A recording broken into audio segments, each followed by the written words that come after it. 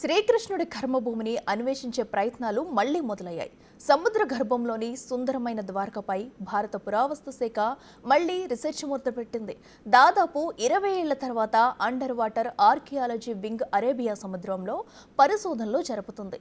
అసలు కృష్ణుడు నిర్మించిన ద్వారక ఎలా ఉండేది? సముద్రంలో ఎలా మునిగిపోయింది? ద్వారక అంతర్ధానమే కలియుగానికి నాంది పలికిందా?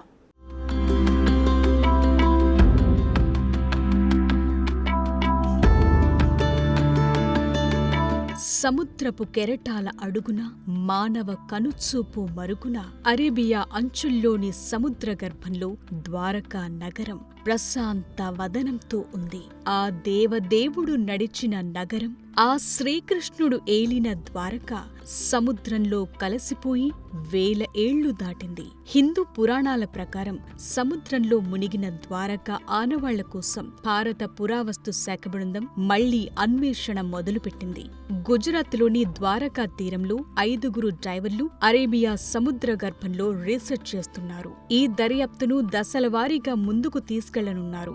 దాదాపు 2 దశాబ్దాల తరువాత ఆర్కియాలజీ సర్వే ఆఫ్ ఇండియా విభాగమైన అండర్ వాటర్ ఆర్కియాలజీ వింగ్ ఈ పరిశోధనను మొదలుపెట్టింది. శ్రీకృష్ణుడు నడయాడిన నేలకు సంబంధించి మరిన్ని విశేషాలను బయటి ప్రపంచానికి తెలిపేందుకు తీవ్రంగా ప్రయత్నిస్తోంది.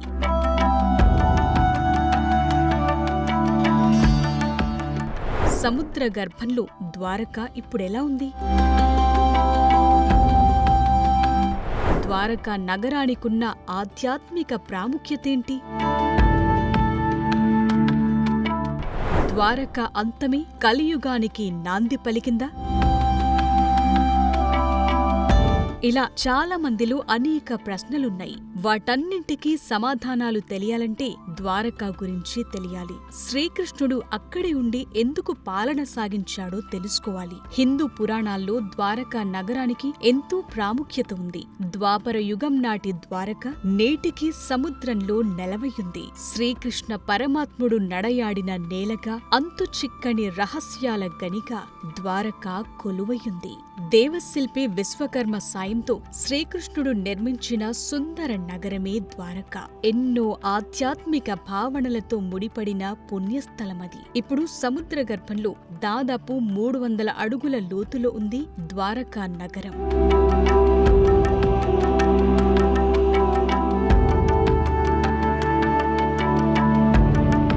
మునిగిపోయిన ద్వారక ఇప్పుడెలా ఉంది? ఆ నగరానికి సంబంధించిన ఆనవాళ్లు ఇంకా అలాగే ఉన్నాయా? శ్రీకృష్ణుని కాలం నాటి ద్వారక అవశేషాలు ఇప్పటికీ చెక్కు చెదరకుండా ఉన్నాయా? ద్వారకపై జరిపే పరిశోధనలతో కీలక ఆధారాలు లభించనున్నాయా? ద్వాపర యుగంలో మునిగిపోయిన ద్వారక ఈ కలియుగంలోనూ ఎందుకు ఆసక్తి రేపుతోంది? ద్వారకా నగర ఆనవాళ్లతో మనకు కీలక సమాచారం లభిస్తుందా? ఇలా చాలా ప్రశ్నలున్నాయి. అందుకే పురావస్తు శాఖ సముద్ర గర్భంలో పరిశోధనలు మొదలుపెట్టింది. ద్వాపర యుగం నాటి ఆనవాళ్లను, ద్వారక అవశేషాల్ని వెలికితీసేందుకు తీవ్రంగా ప్రయత్నిస్తోంది.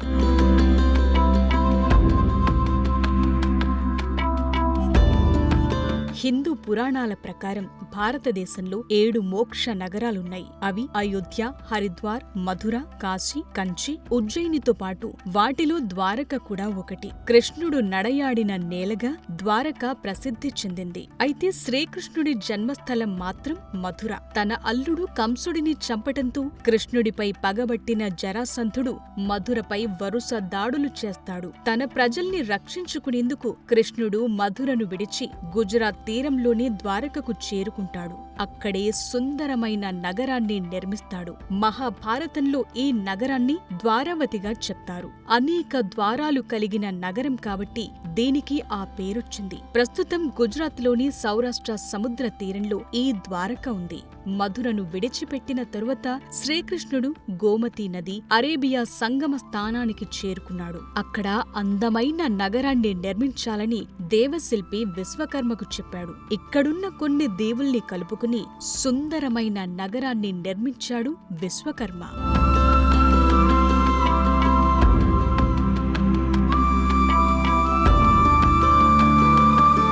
శ్రీకృష్ణుడు నివసించిన ద్వారకా నగరం ఎంతో సుందరంగా ఉండేది. నివాసాలు, వ్యాపార ప్రదేశాలు, వాణిజ్య కూడళ్లు, రాజమార్గాలు, రాజభవనాలు ఇలా ప్రతిదీ చక్కని శిల్పకళతో తీర్చిదిద్దారు. ఇవే కాదు, నందన, చైత్రరథ, మిశ్రక, వైభ్రాజ అనే 4 అందమైన ఉద్యానవనాలుండేవి. ప్రకృతి సోయగాల మధ్య కళకళలాడే ద్వారక భువిపై వెలసిన స్వర్గాన్ని తలపించేదంటారు. నగరంలోని నిర్మాణాలకు పూర్తిగా బంగారాన్నే వాడారని కూడా చెప్తారు. అందుకే దీన్ని స్వర్ణ ద్వారక అని కూడా పిలిచేవారు. మహాభారతం, హరివంశం, వాయుపురాణం, భాగవతాల్లోనూ ద్వారకా గురించి అనేక ప్రస్తావనలు, వర్ణనలు కనిపిస్తాయి.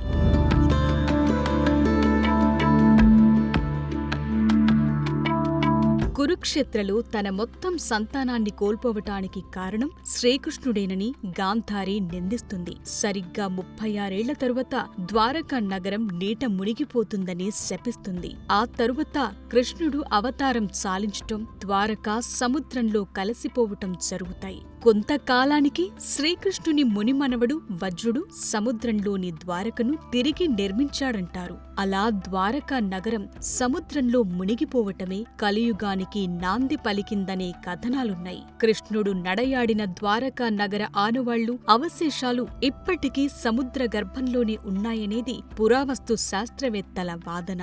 ఇప్పటికీ ప్రధాని మోదీ స్కూబా డైవింగ్ ద్వారా అరేబియా సముద్రంలోకి వెళ్లి పురాతన ద్వారకా నగర అవశేషాల్ని దర్శించుకుని పూజించారు. హిందూ పురాణాల్లో ఆధ్యాత్మిక ప్రాముఖ్యత కలిగిన ద్వారకా అన్వేషణకు మళ్లీ ప్రయత్నాలు మొదలవటం శుభపరిణామంగా చెప్తున్నారు.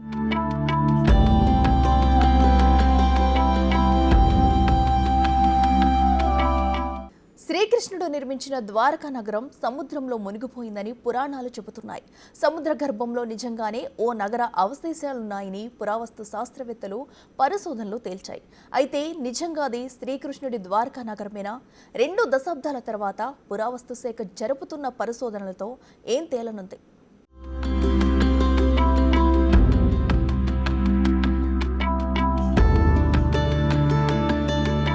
ద్వారకా నగరాన్వేషణ ప్రస్తావన ఎప్పుడొచ్చినా అందరిలోనూ తెలియని ఆసక్తి కనిపిస్తుంది. ముఖ్యంగా పురావస్తు శాస్త్రవేత్తల్లో ఓ కుతూహలముంటుంది. సముద్ర గర్భంలోని నిర్మాణాలు ఏ కాలం నాటివి, వాటి విశేషాలేంటి అనేవి ఆసక్తి రేకెత్తిస్తుంటాయి. పురాణాల ప్రకారం సముద్రంలో ఉన్న నగరం ద్వారకే అనేది చాలా మందిలో ఉన్న నమ్మకం. కానీ సముద్రంలో ఉన్న నగర ఆనవాళ్లు ద్వారకవేనా అనేది కూడా ఇప్పటికీ ఓ మిస్టరీగానే ఉంది. అందువల్ల పురాణాలు, చరిత్రకు మధ్య ఉన్న అంతరాన్ని పూడ్చటమే అండర్ వాటర్ ఆర్కియాలజీ వింగ్ చేస్తున్న ప్రయత్నం.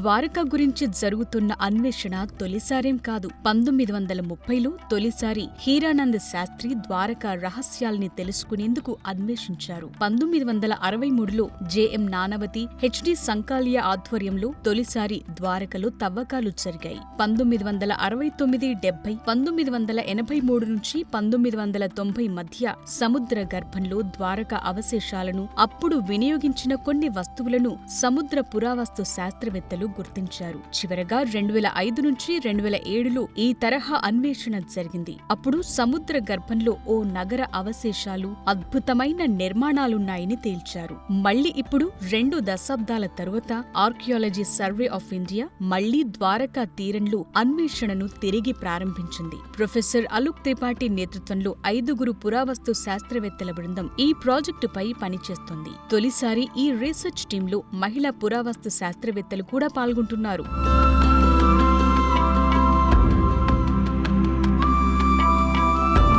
ద్వారకా అన్వేషణ దశల వారీగా కొనసాగనుంది. తొలి దశలో పరిశోధనల కోసం స్థలాలను గుర్తిస్తారు. ఆ అంశాల ఆధారంగా మరిన్ని పరిశోధనలకు ప్రణాళికలు రూపొందిస్తారు. ప్రాథమిక అధ్యయనం కోసం గోమతీ నది సమీప ప్రాంతాన్ని ఎంచుకున్నారు. ఈ అన్వేషణలో శ్రీకృష్ణుడు నిర్మించిన ద్వారకా నగరం నిజమని తేలితే మాత్రం నిజంగా అదో గొప్ప మలుపవుతుంది. అప్పుడు శ్రీకృష్ణ పరమాత్ముడు ఈ భూమిపై ఉన్నది, ద్వారకను నిర్మించింది, ప్రజల్ని పాలించింది కూడా నిజమని తేలుతుంది.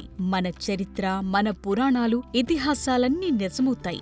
4000 క్రితమే భారతదేశం సంపన్న దేశమని ఈ ప్రపంచానికి తెలుస్తుంది. ఈ ప్రపంచానికి ఏమీ తెలియని రోజుల్లోనే కన్స్ట్రక్షన్లో, టెక్నాలజీలో ఇండియా ఎంత అడ్వాన్స్డ్ గా ఉందనేది అర్థమవుతుంది. ఇప్పటిదాకా హరప్పా, మొహంజోదారో గురించి మాత్రమే మాట్లాడుకుంటున్నాం. ద్వారకపై జరుగుతున్న పరిశోధనలు సక్సెస్ అయితే అప్పుడు ద్వారక గొప్పతనమేంటో ఈ ప్రపంచానికి తెలుస్తుంది. అది ఎంత పురాతనమైన నగరమో అర్థమవుతుంది. ముఖ్యంగా ఈ ప్రపంచం కంటే భారత్ ఎంత అడ్వాన్స్డ్ గా ఉందనే విషయం ప్రూవ్ అవుతుంది.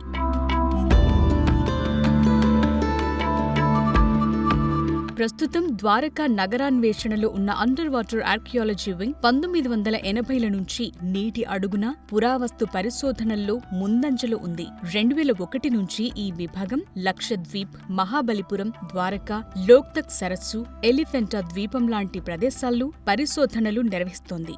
నీటి అడుగున సాంస్కృతిక వారసత్వానికి సంబంధించిన అధ్యయనం, వాటి రక్షణ కోసం పురావస్తు శాస్త్రవేత్తలు పనిచేస్తున్నారు. 2 దశాబ్దాల క్రితం ద్వారకలోనూ ఆఫ్ షోర్, ఆన్ షోర్ తవ్వకాలు నిర్వహించారు. ఆ సమయంలో అక్కడ శిల్పాలు, రాతి లంగర్లు కనుగొన్నారు. వాటి ఆధారంగా నీటి అడుగున తవ్వకాలు జరిగాయి. సముద్ర గర్భంలో దాగి ఉన్న భారతదేశ గొప్ప సాంస్కృతిక వారసత్వాన్ని కాపాడాలనే లక్ష్యంతో ఇప్పుడు మళ్లీ నీటి అడుగున పరిశోధనలు నిర్వహిస్తున్నారు. ఆ శ్రీకృష్ణుడు నడయాడిన నేలకు సంబంధించిన ఎన్నో విశేషాల్ని త్వరలోనే ఈ ప్రపంచానికి తెలియచేసే ప్రయత్నం చేస్తున్నారు పురావస్తు శాస్త్రవేత్తలు.